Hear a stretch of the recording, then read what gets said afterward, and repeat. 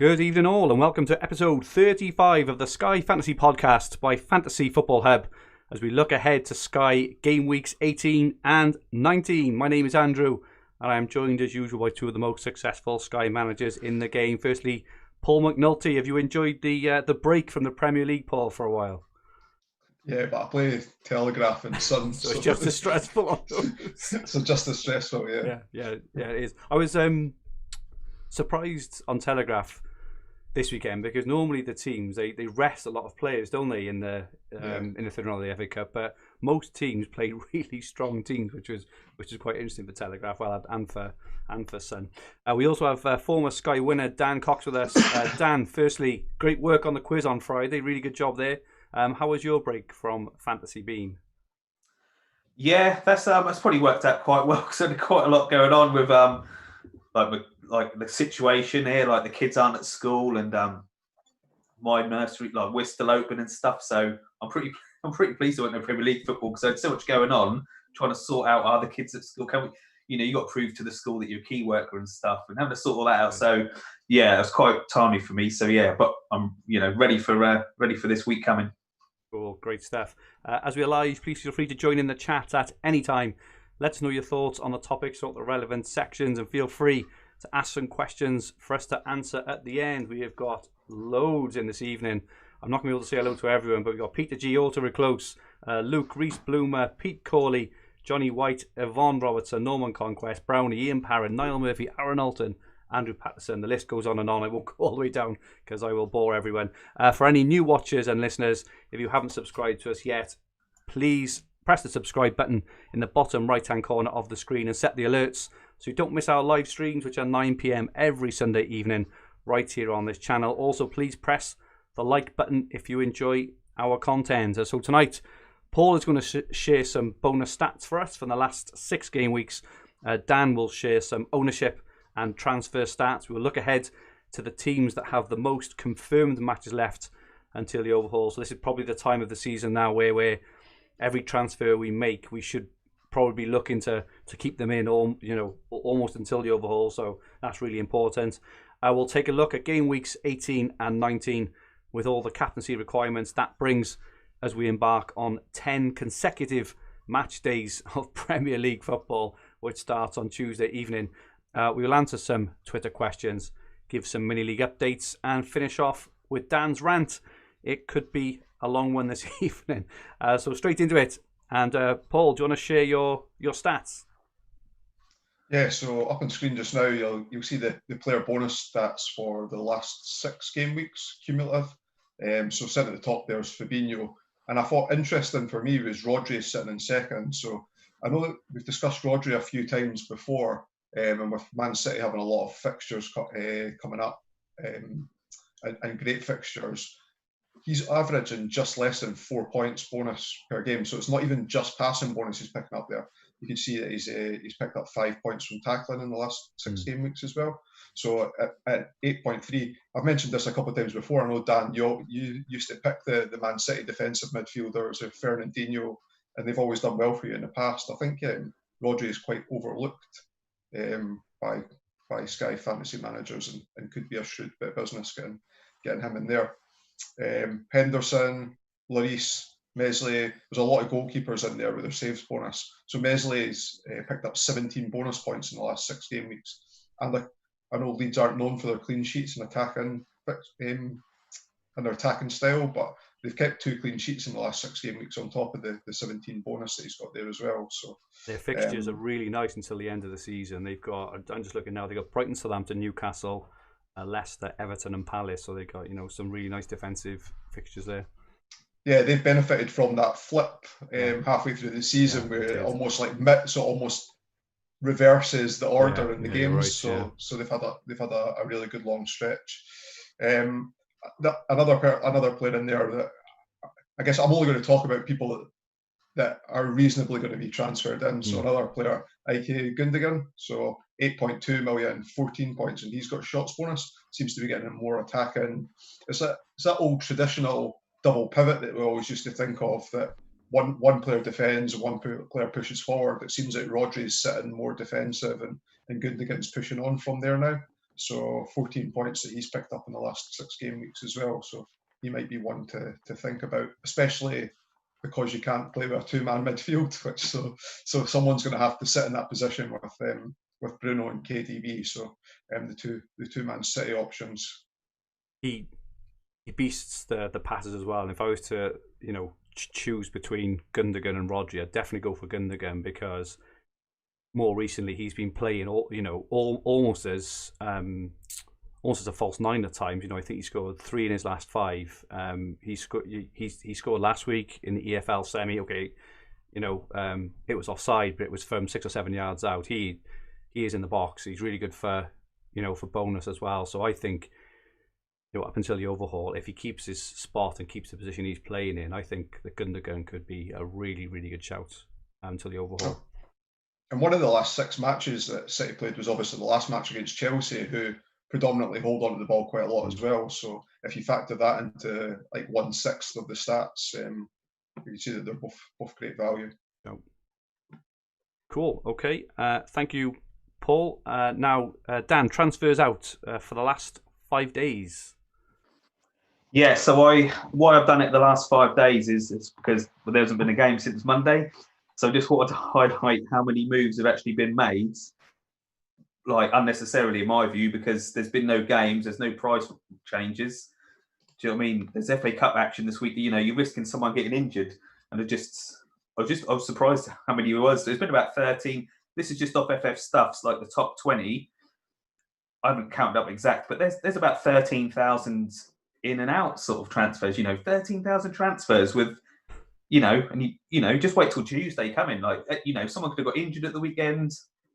Just didn't make sense to me. But anyway, top 5 out. Jamie Vardy out of 1,778. Podence out of 1,300. Reece James out of 1,200. Calvert-Lewin out of 1,100. And Salah out of 1,058.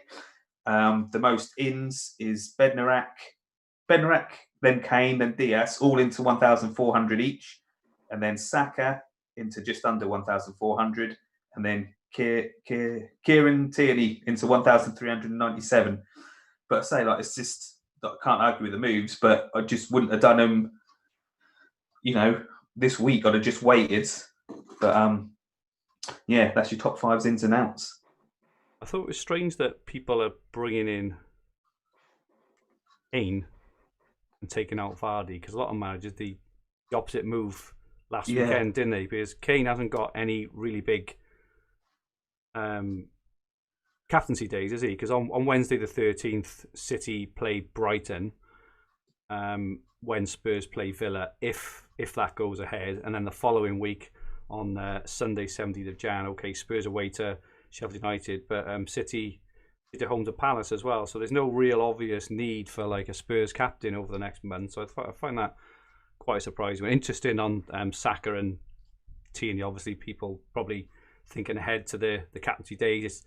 I think they made a little bit early, maybe, because you never know, and you get to see the lineups, don't you, for the first one. So as we saw on the weekend, I think Holding was rested in the FA Cup. Was he rested in the FA Cup? Yeah. So they have got enough options. So yeah, it'll be interesting. Okay, top 1K ownership, Dan. I haven't got any of that. Sorry, mate. I've got the transfers. Sorry, mate. I've got the transfers remaining. So this was from last week. So the top 10 was 8.1 average transfers remaining. The top 100 was 14.7. The top 1,000 was 17.2. And the top 5,000 was 17.3. So they've sort of really slowed down now. Obviously, people are getting replaced who have done all the transfers, and teams with more transfers are moving into top 10, top 100. So starting to slow down a bit now. So we're getting a more realistic sort of, still really low, I think, but it doesn't look too terrible now. Okay, so I'll just touch then on the top ownership in the top 1K. So Bruno Fernandes, who was owned by, was it 99.3%? I'm sure there was only something like that. I'm sure there was only like 7 managers in the top 1,000 to do it. So he's gone down a little bit now to 96.8.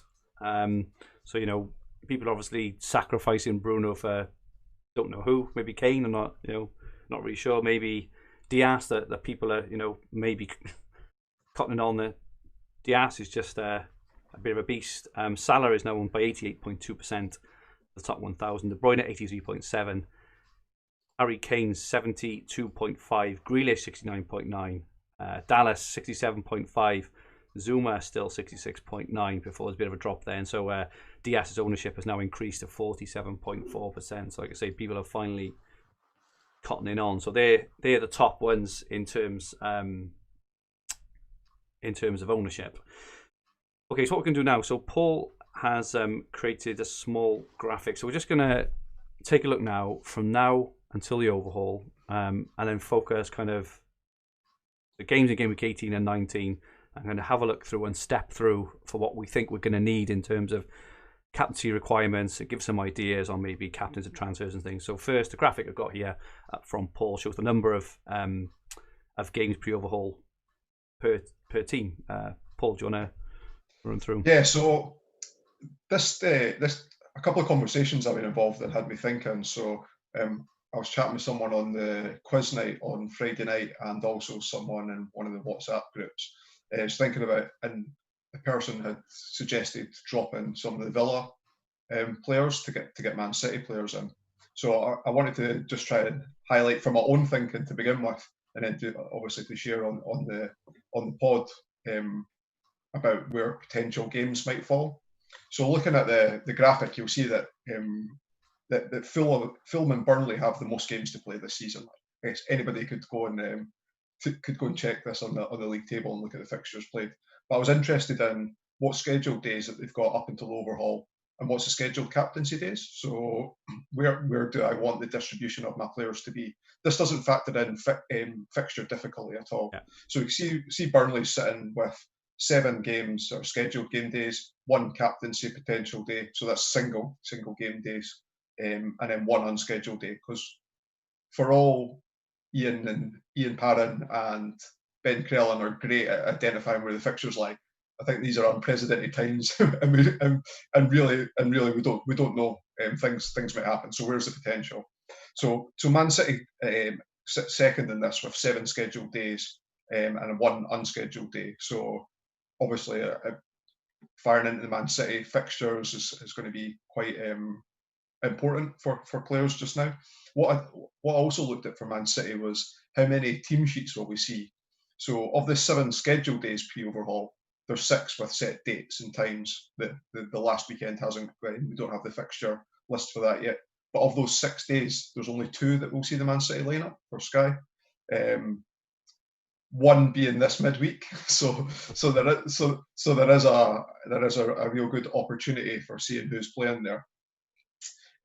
But looking at Villa's exactly the same as Man City. So you've got the 7 scheduled days and the 1 unscheduled day, and it'd been doing the rounds on Twitter that the Villa Newcastle game, now that they're both out of the FA Cup, could potentially go on the 23rd or the 24th of January, where we're going to need a captaincy day. So those with Martinez are perhaps looking to move him on to Leno or to Ederson, and then Grealish. I know there's a lot of talk about moving to Antonio maybe, or one of the City assets that I gave just now, or if you're sitting with a 4-man midfield, downgrading him to Stones or Cancelo, or if you don't own Diaz yet.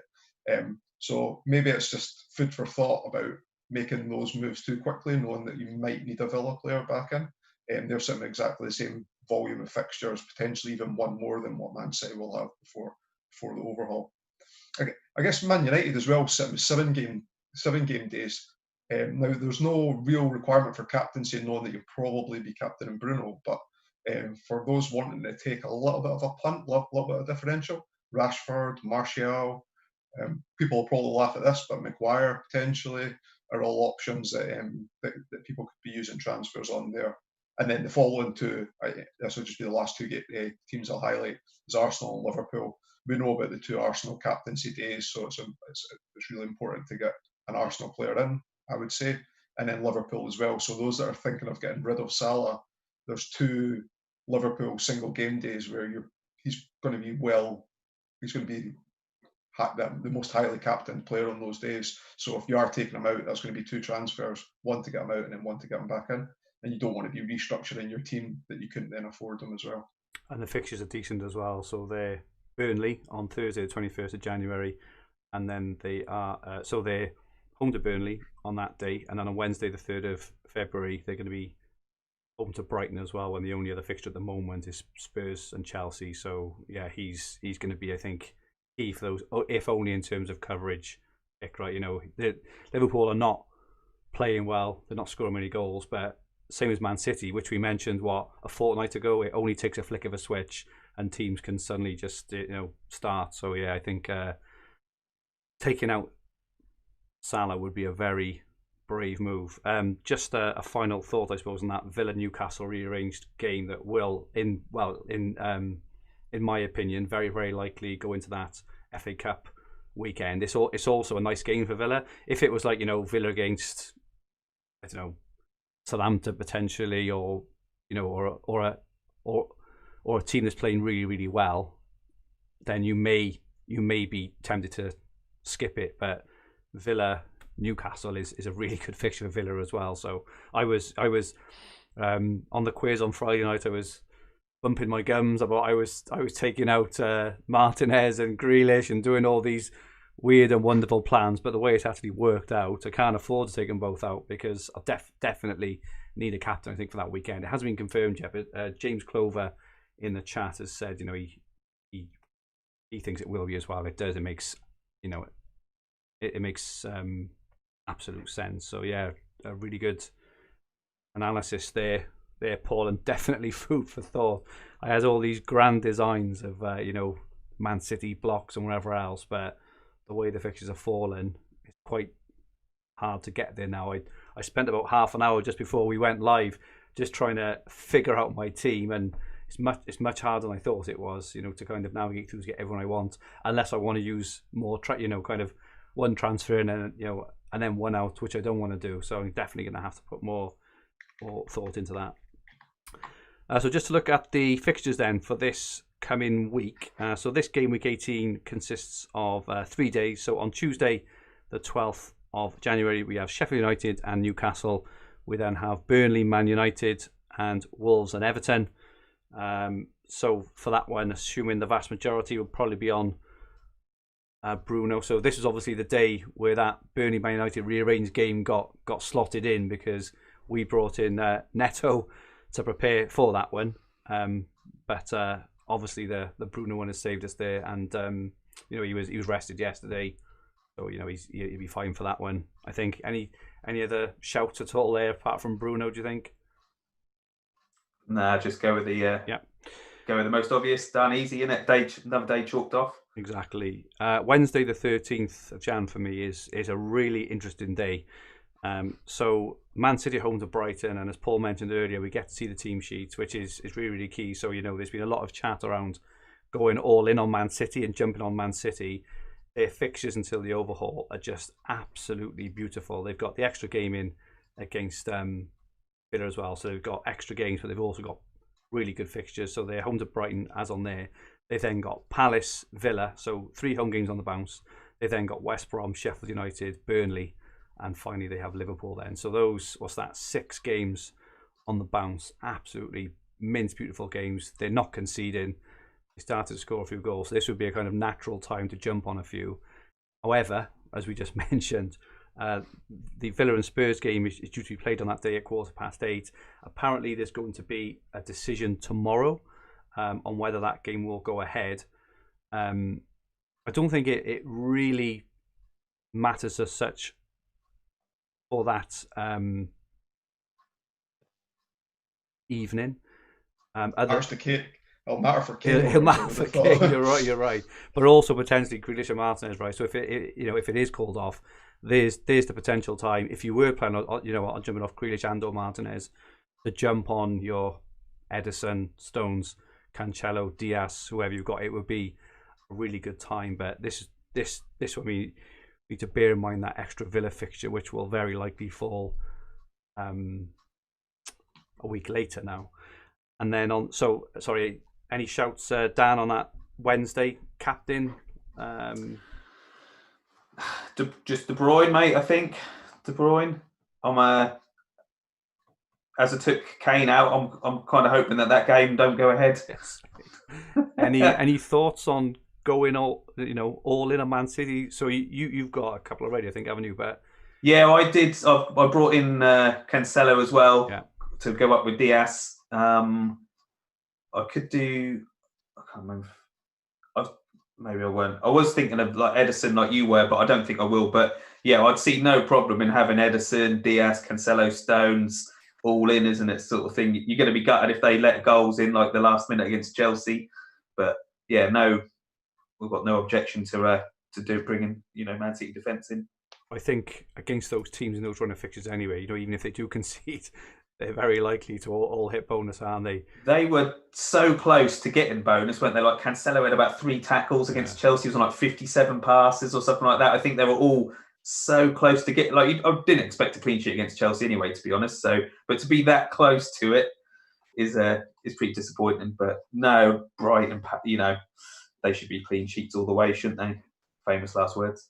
And then on Thursday the 14th, these Arsenal games, which we seem to have been talking about for the last 6 months, eventually start on Thursday. Arsenal home to Palace.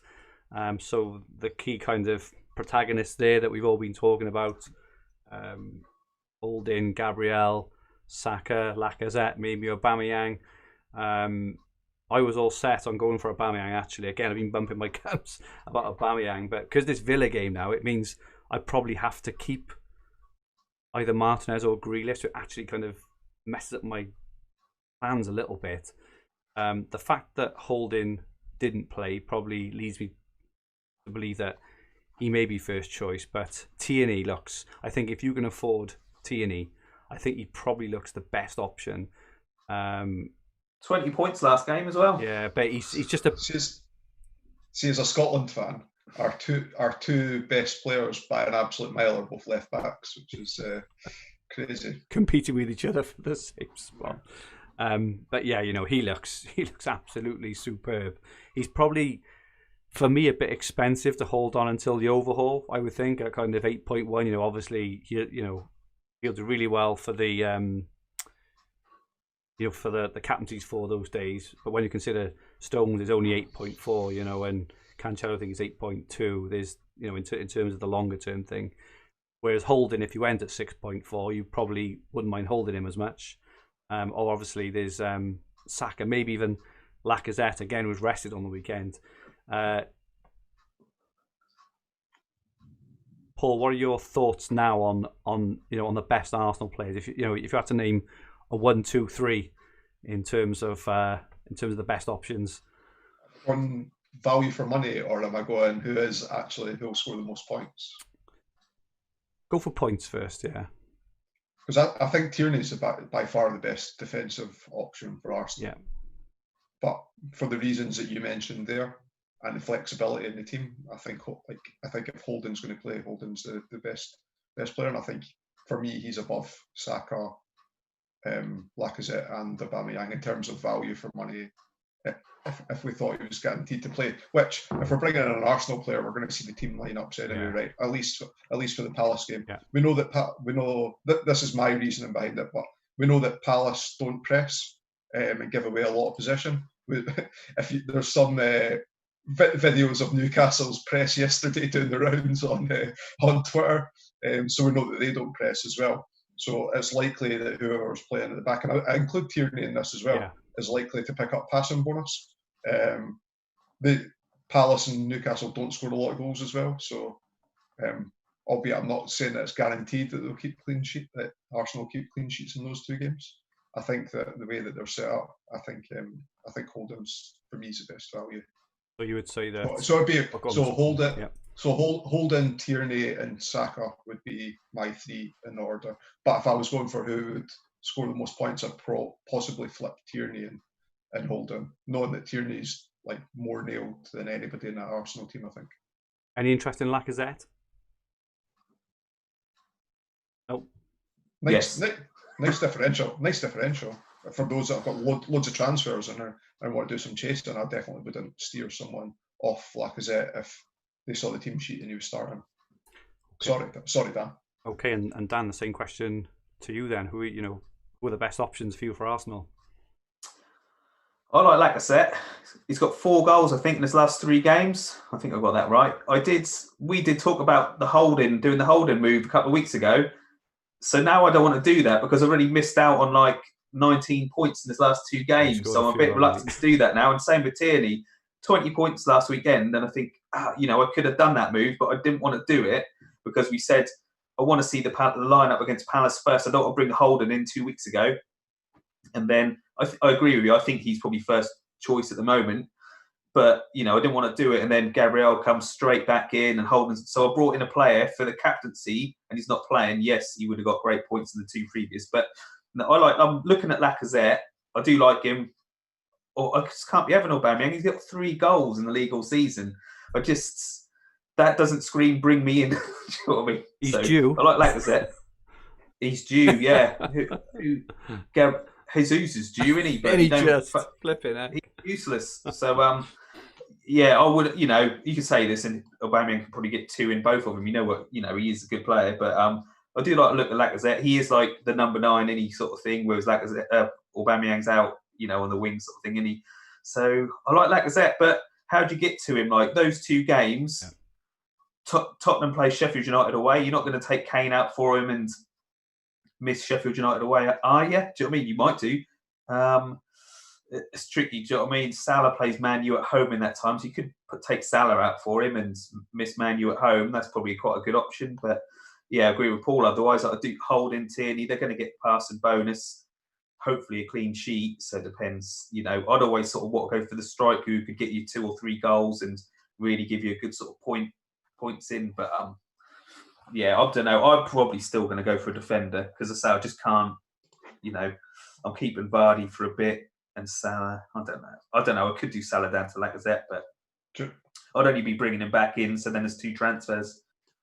Do you know someone we've not mentioned is Leno? Leno, he's in the chat. Phil Hurst has mentioned him in the chat. Yeah. So, what are your thoughts on Leno?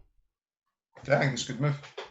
I agree. I'm just thinking because I've got Martinez and Grealish.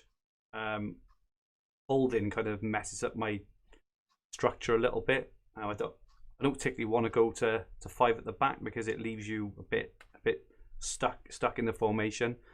So if I went Martinez to Leno, it could allow me to keep a 4-3-3 or whatever it is. So structurally, I think he does well. And obviously, if you get the clean sheets, which you're hoping for from the defenders as well, he should get a minimum of 9 points as well. So, Fergie, here's a question for you: If you did hold it, like say the move that you made was Holden or Saka or Lacazette, right?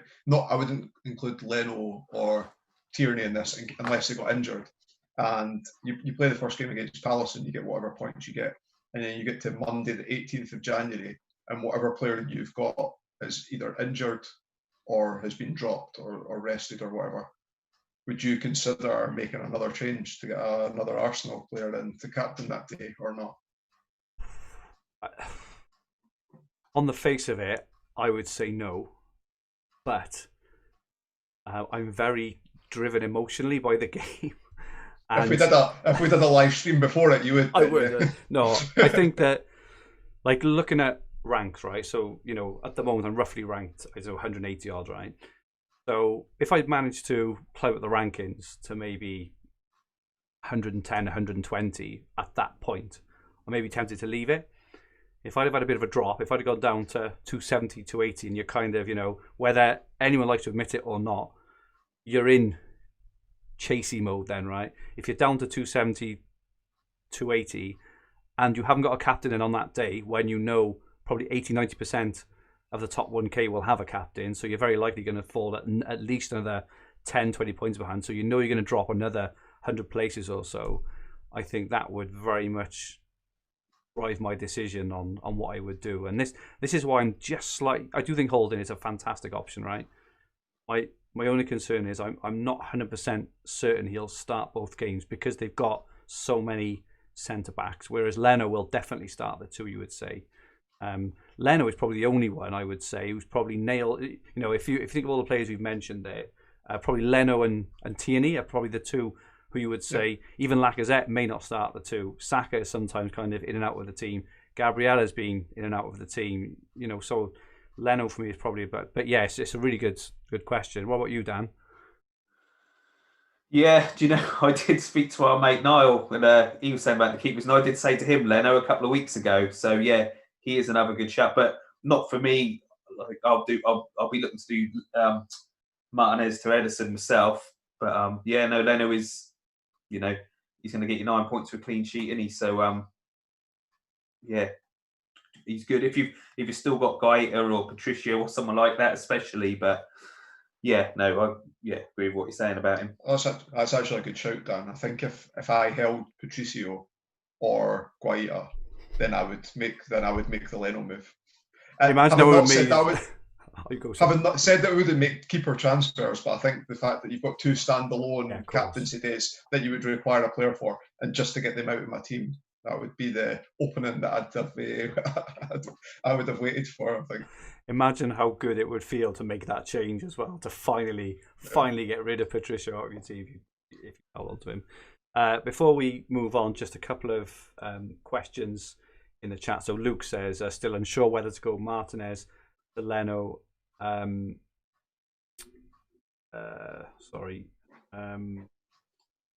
had a question off Todd. I've had Vestergaard since he was injured. I've got 22 transfers left.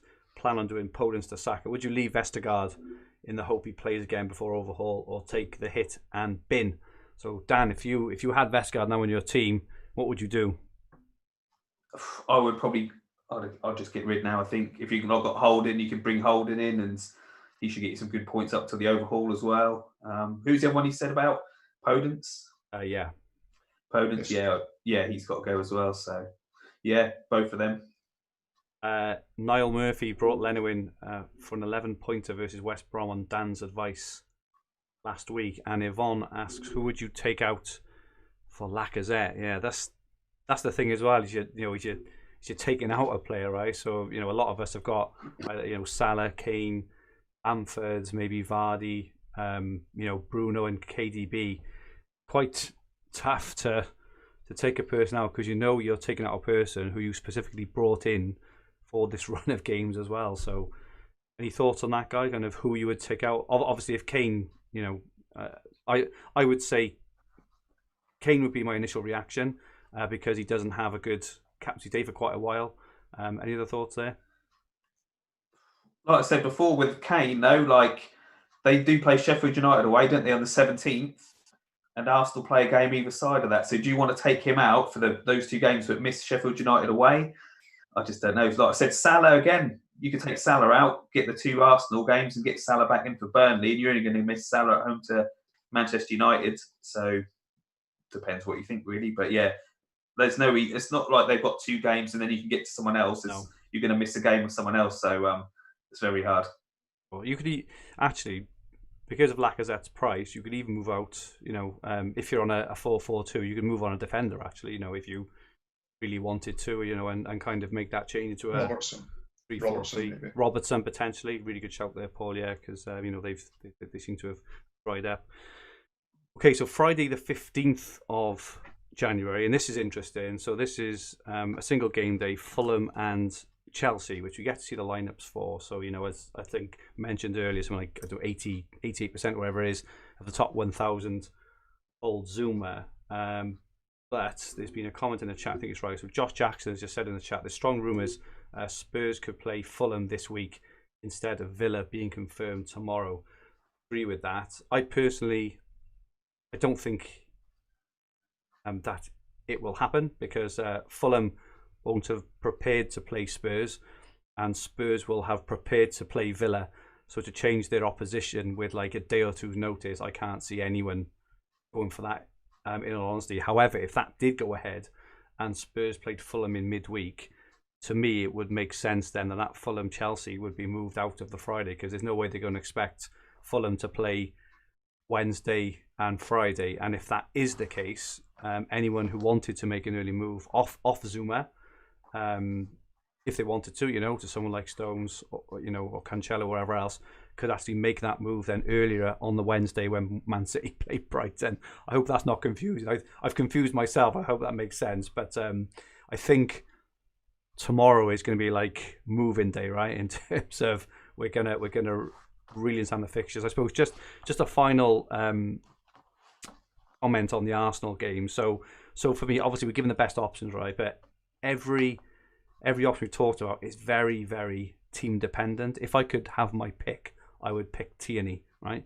But if I pick Tierney, it means my team moving forward isn't what I want it to kind of be. So I know Ian Parrin gives this advice all the time, and it's absolutely brilliant advice, is plan your team out until the overhaul of where you think you want to be and work backwards, and then work out what you can actually afford. If you can afford to put in Tierney, fantastic. If you can afford to put in Leno, fantastic. Make sure you leave a Villa player in your team. If you're left with spare change, you may have to go to Holding. But I think that advice from Ian is absolutely golden advice. So okay, so that's game week 18, and we started game week 19. Now looking then at game week 19, which starts on Saturday the 16th. So we get to see the teams for Wolves and West Brom at 12:30. So those who are thinking of getting rid of Neto, if you've got him, he does have a really nice first game on Saturday. But I think like Neto to Holding maybe a popular move this week. Leeds have Brighton, West Ham have Burnley, Villa have Everton, and Leicester Southampton. So quite a tricky one in terms of captaincy wise. In terms, none of Bruno or Salah or KDB play. Dan, if I come to you first on this day, what are your thoughts on captaincy? So are we having Vardy? He won't do anything for 90 minutes, but he might get a goal or something. We'll get a penalty at the end.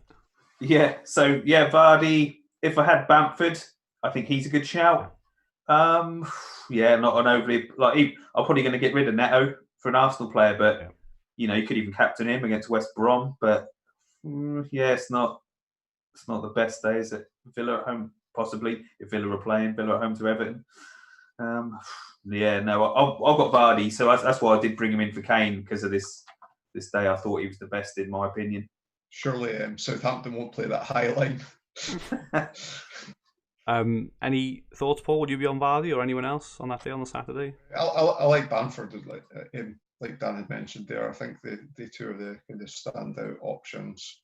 The thing with Antonio, I know a lot of people's looking at Antonio, is that is he really going to play? I'm not predicting which one of the two games he played. If I was to say that he would start one of the two games, Saturday the 16th and Tuesday the 19th. If you knew that Antonio was starting, like if that was a 12:30 game, then he would have been a nice captaincy pick. But yeah, I think Vardy and Bamford are kind of the two standout options there.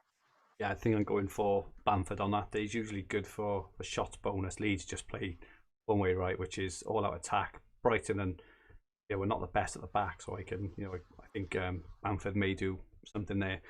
Moving on to Sunday the 17th of January then. So we see the teams for Sheffield United against Spurs, Liverpool against Man United at 4:30, and then Man City and Palace at 7:15. So just quickly on the Spurs and Sheffield United game, one of the reasons why I'm not too scared of not owning Kane is, one, even though Sheffield United are awful and bottom of the table, they don't get hammered. They generally only concede a goal or maybe two, and also the way that Spurs are playing, they're just scoring a goal and sitting back, right? And Sheffield United are not going to be the kind of team who are going to come and press them and leave loads of room, for Son and Kane. So that's one of the reasons why I'm not overly considering, okay, what is coming and bite me in the arse now, right? And Kane will bang in a hat-trick. But that's just a thought of mine of why I took out Kane for Vardy last week. Paul, thoughts on captaincy on this day on Sunday?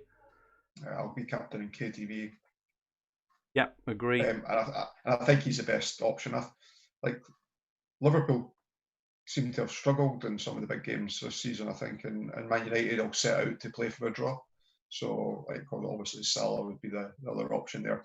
Anytime Man City are playing, I appreciate Diaz is always a good option, but I tend to try, like I've mentioned before, the way I've tried to play the game up until the overhaul is going to be captaining the player that I think is the most captained on each game day, and I think it'll be KDB on Sunday. Yeah, Daniel on KDB Sunday. Yeah, because I captained Vardy. Man City were away to Chelsea, so I thought I'll go for Vardy away to Newcastle. And Jesus, I was lucky how De Bruyne only finished that with 11 points. Do you know what I mean? That was that could have been. So I learned from my mistakes there. So yeah, KDB on Sunday. Just a couple of points and questions in the chat. So Lance Harrington, a bit of advice. So Lance used to update the Sky game. If any games are postponed or rearranged, make sure you check your captain changes before kickoff each day, as Sky aren't dealing with these changes as well. So I think we've all seen it actually, is you plan and save your captains, but if there's a postponement, I definitely had one on my one where a game was postponed, it knocked off all my captaincy options. So some great advice there, I think, from Lance for everyone, is when you see the lineups, just go in, double check your captain, because it can be a season ruiner, right? If you haven't got a captaincy and KDB pops in a 20-pointer and you haven't got him as captain, that will potentially ruin your season. Question from Thomas Bailey: which non-Zuma player would you pick for Fulham versus Chelsea? Maybe with a Salah switch. I can't get excited about either of them, to be honest. Any thoughts there on Fulham and Chelsea non-Zuma? Werner. Well, Werner. Would you go for Werner though? Do you know what? So I know it was only Morecambe, but Fulham are about the same, aren't they? So do you know what I mean? If he could score against them, he could probably score against Fulham. But apologies to any Fulham fans listening. I don't. I've got Zuma, and I'll hope he starts, and he should get past some bonus shooting in the clean sheet. But I don't know. Probably, if you never know with Chelsea, do you? I think if you haven't got Zuma, I would be tempted to skip it personally, because I don't think it's worth bringing in a player for that, just for that game, because Fulham have improved as well. They've scored a couple of goals, so I just wouldn't bother Zuma or nothing. But I also wouldn't bring in Zuma if you haven't got Zuma. I just think I'd just leave it. Yeah, it's tricky, isn't it? Like I say, I probably would have got rid of Zuma, but I saw this game in the distance and thought I need a Chelsea player. So yeah, I know it's not helpful for the guy, but yeah, I'd probably be looking at swerving it, because I'm just going to keep Zuma now, but I wouldn't bring him in. He's not a player I'd be looking to bring in, so it is difficult. If you've got Zuma, right? If you've got Zuma and you play him against Fulham, and you were thinking of moving on to a Man City player on Sunday the 17th, knowing that you're going blind because of the team sheets, I know it's been easier to predict Pep's defence recently. Would you potentially make a move from Zuma to a City defender, not knowing which City defenders will start? I would, because I see it as a long-term move. It's not for a specific one day. So even if you don't play on that one, they're likely going to play 4 the next 5 or 5 the next 6. So I personally think any long-term move you plan on doing to the overhaul, I wouldn't be scared to do it without seeing the teams personally, because they're practically guaranteed to play the next game unless they obviously get injured or have COVID. But Dan? Yeah, in my A team, I've got DS, Stones, Cancelo. So I'm pretty, even if one of them, miss out here and there, they're still going to probably get more points than most other defenders that play all 6 games or so. So yeah, I'd do it. I'd happily do it blind, unless Carl Walker was having any more parties or anything like that. A really good point from Sky Champ Liam Dorrian in the chat. Brighton have played a strong team this evening against Newport in the FA Cup, and it's gone to extra time. So he says, hopefully they are knackered come Wednesday, because obviously Man City play Brighton on Wednesday. So yeah, tire them out and let Man City let rip, please.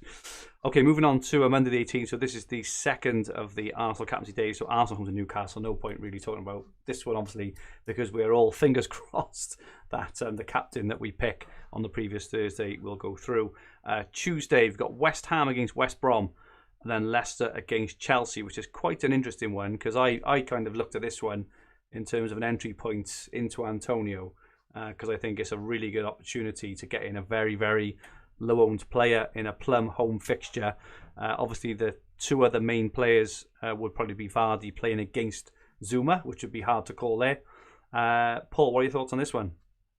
What are we going to talk about in next week's pod? Oh, I'm going to.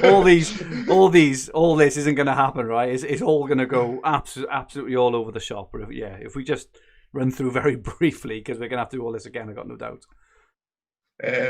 Yeah, I like Antonio, and you'll see the starting starting lineup for West Ham. So I know there's a few people I've spoken to that are considering that move. If you've got Vardy, if you don't have Vardy and you don't want to make the Antonio move, and you've still got Zuma, I would just captain Zuma. There's nothing like, I know West Ham are at home to West Brom, but even if Antonio started, I still think he could get taken off after like 60 minutes or something like that. We get to see him, don't we, on the Saturday in the Burnley game. If he gets really good minutes on that game, he'd likely get really good minutes, I suppose, in this game. So I don't know. To me, it just doesn't stand out as.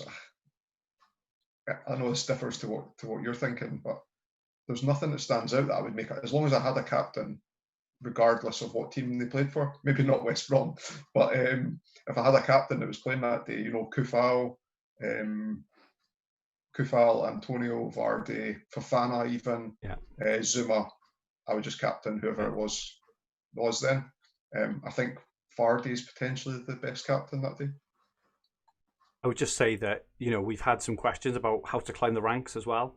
And for me, us three at the moment are in a pretty decent spot, right? So there's no need for us to take real risks. However, if you're not happy with your rank, that for me is the kind of opportunity which you could actually steal a march and really get some points back. If it doesn't work, it doesn't work.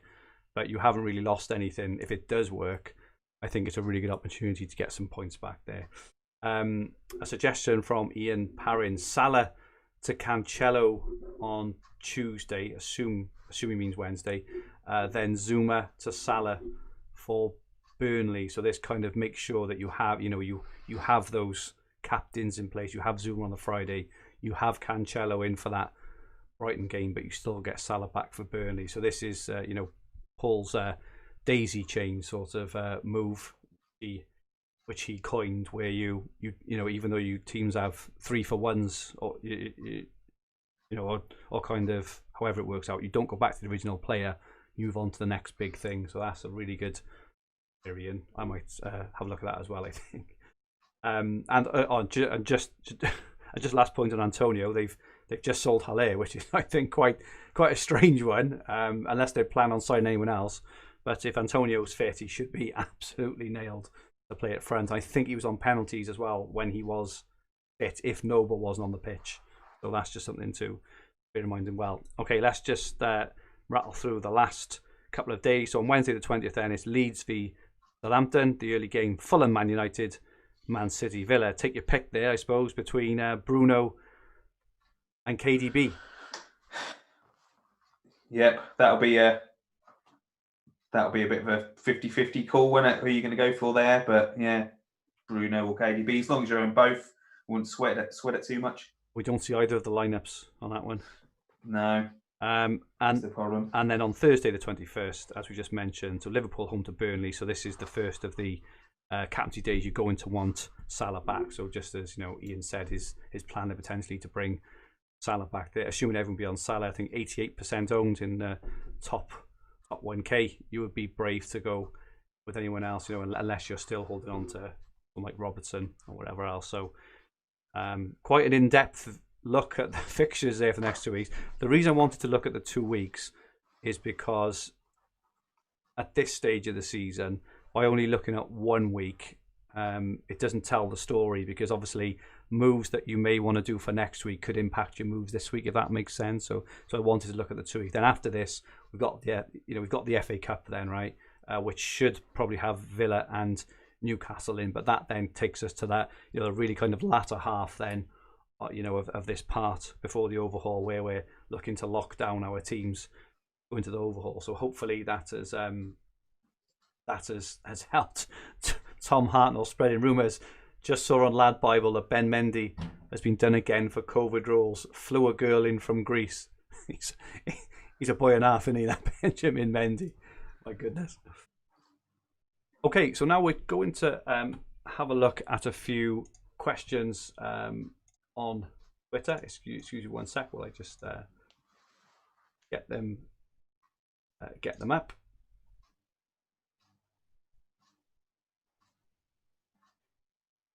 Okay, so firstly, we had a question off Luke Wilson about Aguero. So he asked this: if Aguero starts midweek, could we justify sell to him? Obviously, he's isolating for 10 days. So if anyone hasn't heard, he is actually isolating for 10 days. Is Mo Salah?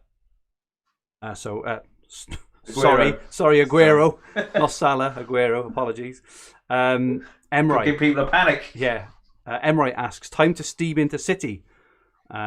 Just a question mark. So I'm personally really, really tempted. So I think there are certain points in the season where you see really nice fixture runs that you can really take advantage. So I think if you've got a team and transfers left which let you steam into City in terms of, maybe a keeper and 2 defenders or 3 defenders in KDB or whatever it is, I personally would.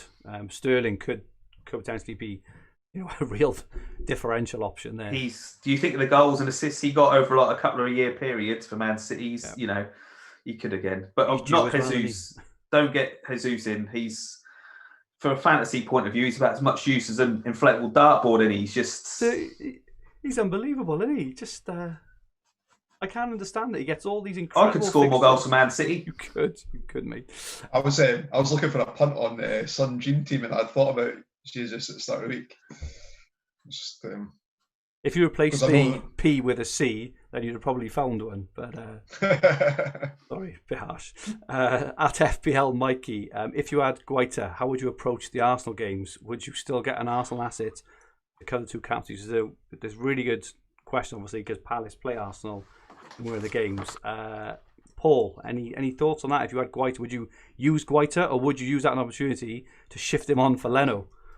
I'd do Guaita to Leno, and then you cover your second Arsenal game, and then you no longer have Guaita, which is the biggest benefit of it. Dan, do you agree with that? Yeah.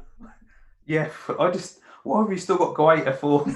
You glutton for punishment? Because we tell everyone not to make goalkeeper transfers, probably. Leno. I'd like to say, do Leno if Sage's going to do anything else, defenders or anything for Arsenal. So yeah, Leno.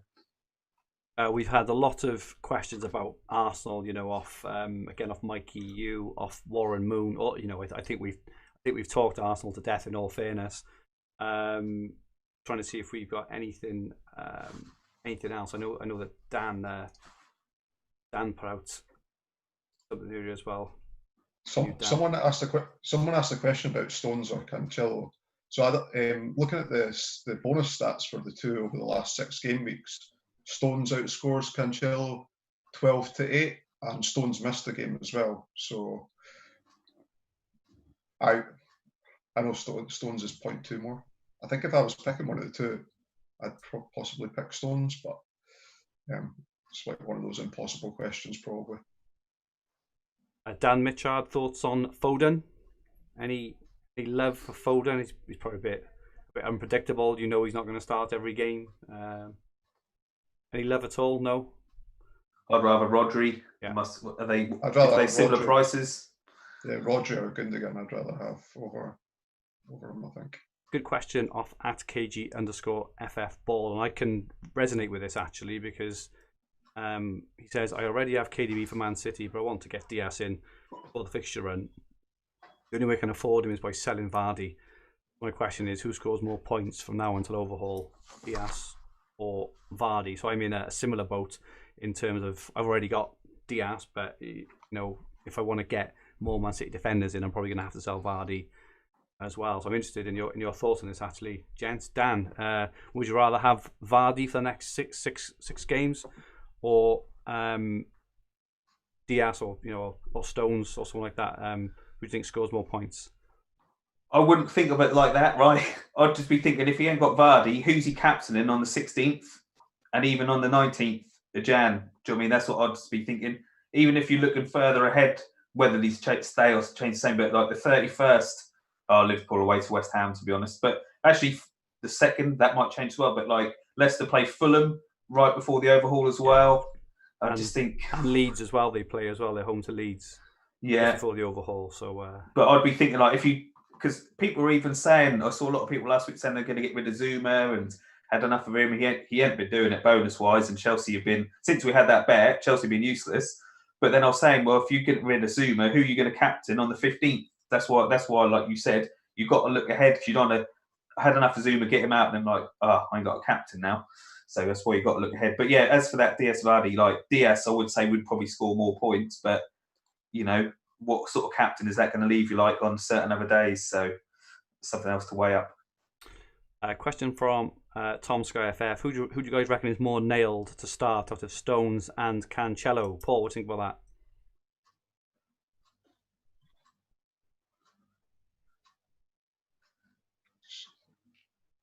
that? He's having a think, by the way.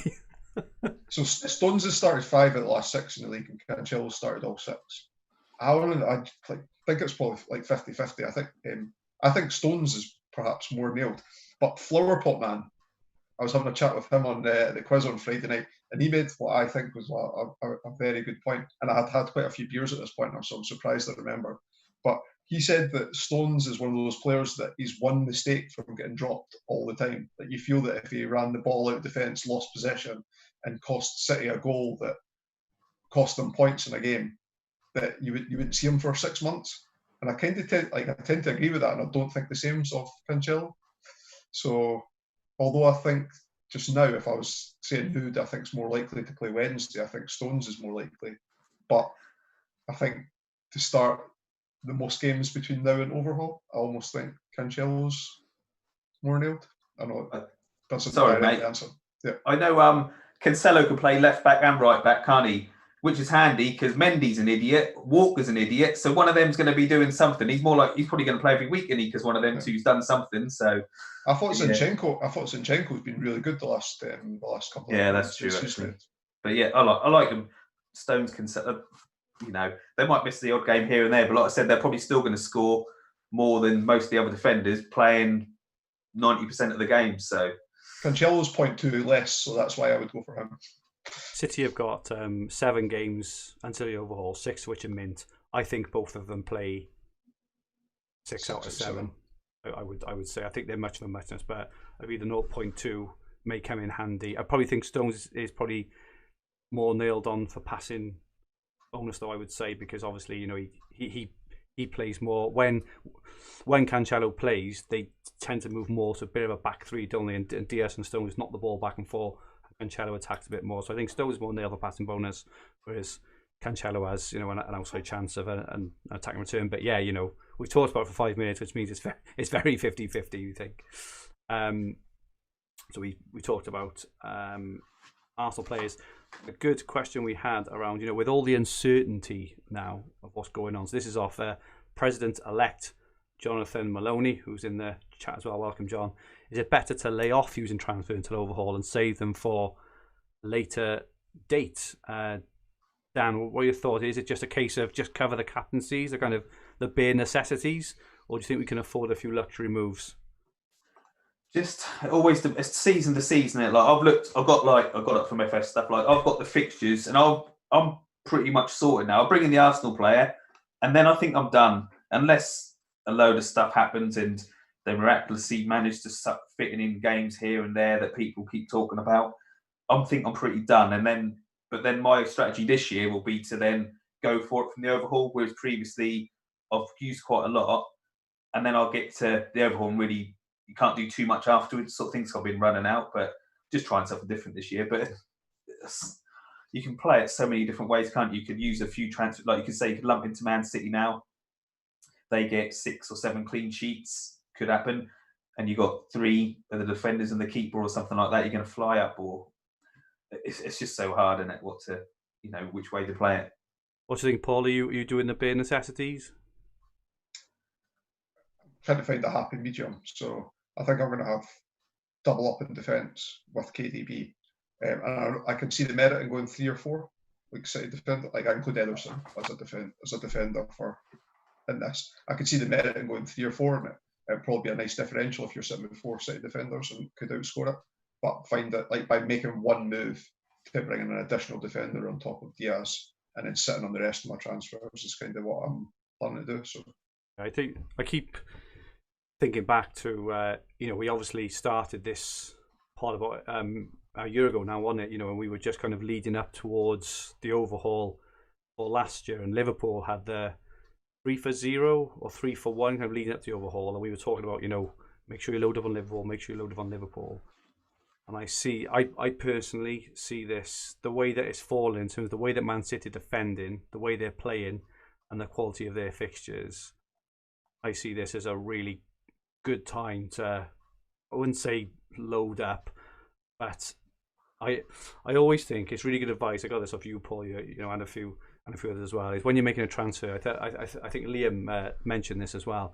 Is when you look at a transfer, do you think you would get more value or benefit of it in the second half of the season coming to Captaincy Day or not? And I suppose my argument towards jumping on Man City defenders now is, if I move off, let's say Grealish or Zuma or even Vardy, for example, right? And we're talking about maybe having Diaz, Cancelo, Stones, or Diaz, Cancelo, and Edison, or maybe 3, or maybe even 4, maybe Edison and 3 defenders. I think they're fairly likely to keep. So out of their remaining 7 games to overhaul, they'd probably keep. I think I'm being conservative when I say 4 clean sheets, because I think they could even keep more. They do play Liverpool in that run, which will obviously be a tough one. Out of those other 6, I would fancy them to keep at least 4, if not more, clean sheets. And if they keep clean sheets and get the passing bonus, it means basically that every time Man City play, you're getting 20 to 30 points on top of everyone else if the players they've got in place don't perform. And the players we're talking about, like Grealish, is very hot and cold, right? If Grealish scores a 10-pointer, I think we would agree that that's a brilliant score for Grealish and we're absolutely over the moon. If Diaz scores 10-pointer, it's almost business as usual. If Edison keeps a clean sheet and scores 9 points, it's business as usual. And this is why I'm kind of tempted to try and jump on it if I can, but I don't want to bugger my team up and then going into the overhaul with like 15 or 16 transfers and only having a smallish advantage over the pack. I would, if I was to do it, I would want to make sure that I got some real value and advantage. But I think this Brighton game is a really interesting one. And the worst thing that could happen as well, imagine you jump on five City players, right? And then they had another COVID outbreak and they had games postponed and half your team isn't scoring you any points. It's tough. Okay, so I think we're done for the most of the questions. We're just going to touch on the Hub's £500 mini league. So in 10th place, we have Benjamin Lee. In 9th place, Daniel Wright. In 8th place, David Rose. So David was on the quiz with us on Friday. Well done, David. 7th place, moving up 6 places, is Matthew Samuel. So Matthew had a really good game week just gone. Colin Price in 6th. Sean Robertson in 5th. Pete Kemp in 4th. Stuart Bullow in 3rd. Kerry Vintis in 2nd. And Oliver Colgan at the moment is sat on 1,624 points. Altidor's Army. Very well done, Oliver. Currently, you are leading the Hub Mini League, so well done there. And our 4 Nations League, which is still kind of tight, even though Paul is kind of stretching out a little bit. But Paul is still top with Housewives Fave, so he's on 1,561. Paul, I think your rank is roughly 120, is it? 118 maybe? 116th. 116th. Really good stuff. So I'm currently in 2nd on. So I'm 11 points behind Paul. I think my rank is about 177th. I think.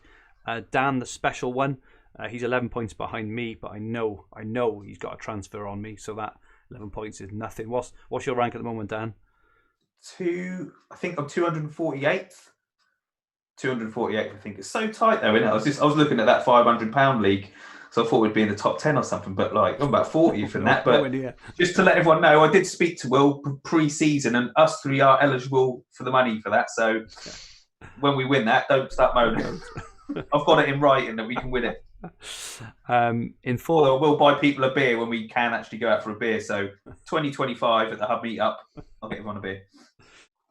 In 4th place, reigning champion Liam Dorrian. So he is only 17 points behind Dan. So from 1st to 4th, between all our teams, there's less than 40 points, which, as we know, in this game is absolutely nothing. And then all our second teams are a bit lower down there. Finally, Dan's rant. Dan, what's upset you this week? Right. Do you have a wheelie bin, don't you? They come and collect your bins where you live. In your countries. Yeah, in your countries. So right, it annoys me. Yeah, I don't want people to work Christmas Day and all that, but it annoys me because our recycling bin was supposed to be emptied like that Friday. Obviously, it's Christmas. And they say, well, obviously not going to come Christmas, not come box. They come like 3 days late. If there's any time of the year where you don't want your recycling bin to be like 3 days late, it's Christmas, isn't it? It's full of cardboard off all the kids' toys, isn't it? So that's annoying. I think they should have put an extra bin collection on. I pay enough council tax. Come on, Broadland Council, sort it out. The fixtures, right? I know we're trying to say that, they could put that Villa Newcastle one into the FA Cup round 4 weekend. Probably, I think that could happen. I don't half get annoyed when people are like, do you know what? They're going to make Fulham play Spurs on this Wednesday. And you're like, I don't think that's going to happen because I could be totally wrong. But when people are like, oh yeah, they're going to do this, and then you can spend so much energy, can't you, just thinking about it? Obviously, you have it in your mind, like you said about Villa, didn't we? Said, might not sell Martinez or Grealish because if they make them play that Saturday, I ain't got a Newcastle player. So but you can waste so much time. But people putting it for definite, don't they? Oh yeah, Villa are going to have a treble game week or something, this, that, and the other. And you're just like, you know what I mean? They could do this. They could, I could get hit by a bus tomorrow. You can't worry about it. Just, I wouldn't waste your energy on it. Have it in mind, but don't worry about it. I think that's my only things. The bins, the Twitter, that's been annoying me. I was going to say as well, because you've gone full time now, haven't you, Fergie? I have, yeah, as of last week. Full time, like how good is that? Fergie's gone full time, brilliant, and that's also good because he's to my knowledge, he's the only person who's full time fantasy football who's any good at fantasy football. So that's pretty good. Well, I was trying to think of people. I know people who are FPL, but that's like Messi, innit? Messi's the greatest player ever, but he's only played in La Liga. Whereas you're like Ronaldo. You've been to England, you've been to Italy, you've done it in all of them. So your checks in the post, Dan. Thanks for that. I've only got a couple of bits. So firstly, thank you everyone who joined us on Friday night. So for those who don't know, we had a Zoom quiz on Friday night. Dan did the quiz. I think the actual quiz itself. Oh, sorry, Paul, go on. I was going to say, on that matter, it was about maybe like 12:30 or something, Dan, and Fergie was going on about how much he loves fantasy football and how he loved that it was now his career. I genuinely thought he was going to start crying. I was like, if I see a tear, I'm definitely phoning Dan and getting him back on the chat. Yeah, we were. Yeah, it was. I think I got asked one day, would you rather win a fantasy game or have a or work in fantasy? And I picked work in fantasy, but yeah, I did have a lot to drink, which I'll touch on now. So the quiz itself, I think, started about, was it 9 o'clock we started, wasn't it? And the quiz went on until about 10:30 or something like that. And then there was 22 of us there, so thank you so much for everyone who joined us. Hopefully it was really good fun. It was a hard quiz. it was a Sky fantasy quiz. It was hard, but it was really good fun. But yeah, it took me about 2 hours to write out them questions. I bet it did.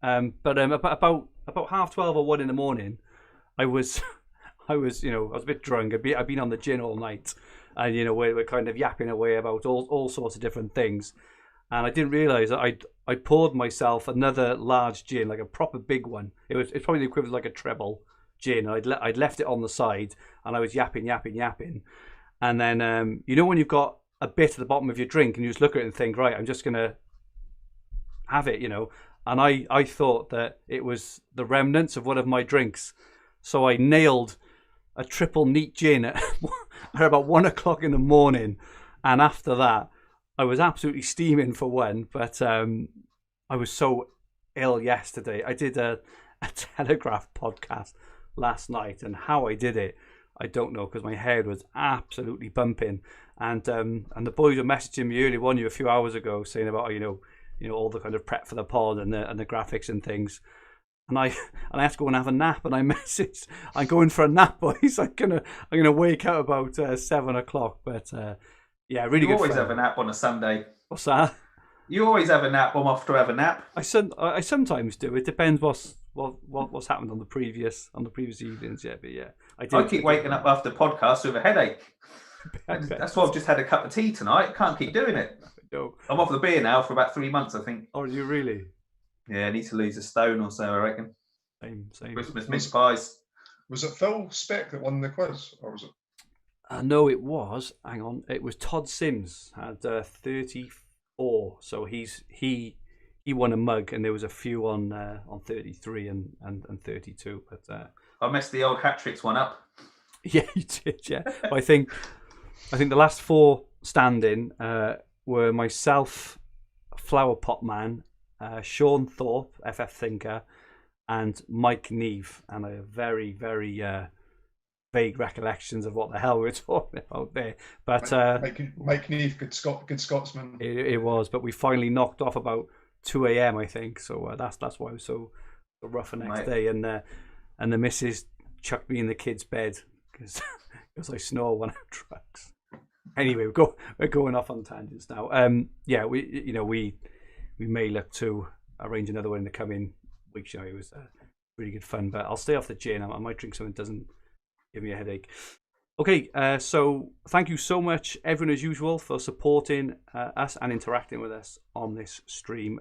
Could everyone please retweet the podcast when we tweet it out either later tonight or tomorrow morning? It would be very, very much appreciated. Hopefully, we have given everyone food for thought in terms of the next 2 weeks. Like I say, the biggest piece of advice I would give, I know Paul, Dan, Annie, and would probably all back this up, is don't just think of the next games.